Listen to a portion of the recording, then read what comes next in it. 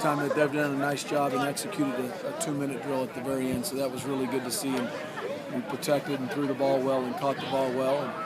And, again, I thought there were some bright spots on offense, and I can think of a couple. And then, I go right back to the red zone, and they got the ball 1st and 10 on the 25, and we make 3 mistakes as a quarterback or a running back, and then we miss a field goal.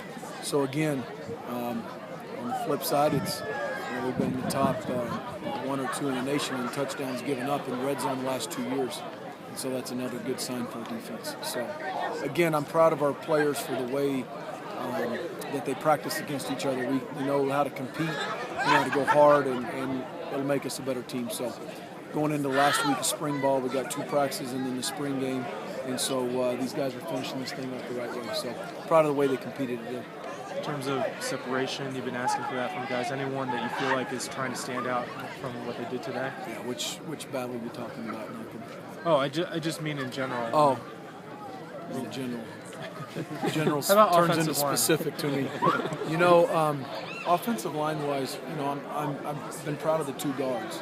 The centers, Joe and Austin have had their moments of really good, looks like college centers, and sometimes they look like junior high centers. And they go back and forth. I'm really proud of the 2 guards. I think Tani and Vilvaval continue to make good strides. Jake Simonich had a really good week of practice, and then he jumps off sides today. So it's kind of that and that. Kevin continues to be a good leader. So I'm happy with those guys. We're going to be all right up front. More and more you see Swindle stand out, it seems like. Yeah.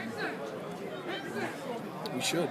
He's played a lot in the last 2 years, and it's time for him to step up and be that guy, as a receiver. And we talked to him a lot the last couple of days about just playing at a high level very, very consistently. The example that I gave him was, the 2 springs that were my first 2 years here is Matt Austin used to come out and dominate these things, week in and week out, and then you do it all in training camp, and then he ends up a really good player during the fall. And so I think some of those guys are now they've been role players, and now they're full-time starters, and they're expected to be go-to guys. That's got to be a mentality in practice that I am the man, and I am the man practice 11, and the man practice 12, and the spring game, and all summer. And it's just a competitive nature that we all have to have, and that's a process. And I think Brandon's doing a good job of learning that and kind of adapting to it. And then today he had a really good day. So how's Butler done? Up and down. I think that's got to become more consistent. He has the potential to be a really, really good wideout in the Mountain West. And you know what? I think our whole wideout group has the potential to be really good with those 2 and JoJo. JoJo's practiced a little bit better. And it's noticeable in its blocking on the perimeter. I thought he's done a nice job in the last week or so. But those 3, along with Sean Johnson, some young kids, and the 2 junior college kids coming in, I think we're going to be okay at receiver. What about some of those young linebackers? Chase Christiansen recovers a fumble. Huerta was just need. I tell you what, Ian Tongiai, Chase Christiansen, and Alex Huerta just need 1,000,000 reps, and they're going to get 1,000,000 reps. They're going to get their lips bloody, and they're going to get back up and keep battling. Those 3 young guys they're going to play. They're all going to play. We'll see in an expanded role or a legit role come through the summer and training camp. But I'm going to tell you what, my little saying is, if you're a puppy, you're going to bite. When you're a puppy, you'll bite when you're a big dog. So, they're not real strong yet, and they don't know the whole defense yet, but I'm going to tell you what, they bite. And they'll hit you, and they play hard, and I'm excited those 3 guys are in the program. What are you seeing that you Who's that? Coach Mack's trying to be here. Coach Mack is here. Yeah. Decked out in his Utah State gear.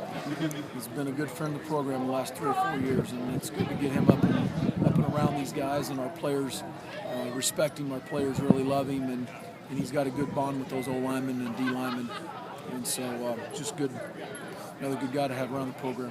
You wanted to see secondary. You were talking about secondary. What did you see today then? Yeah, I'm going to need to go back and watch that exactly, because it sure seemed like we threw and caught the ball a whole lot better, which would lead you to believe that maybe there was some breakdowns back there, either coverage-wise or technique-wise.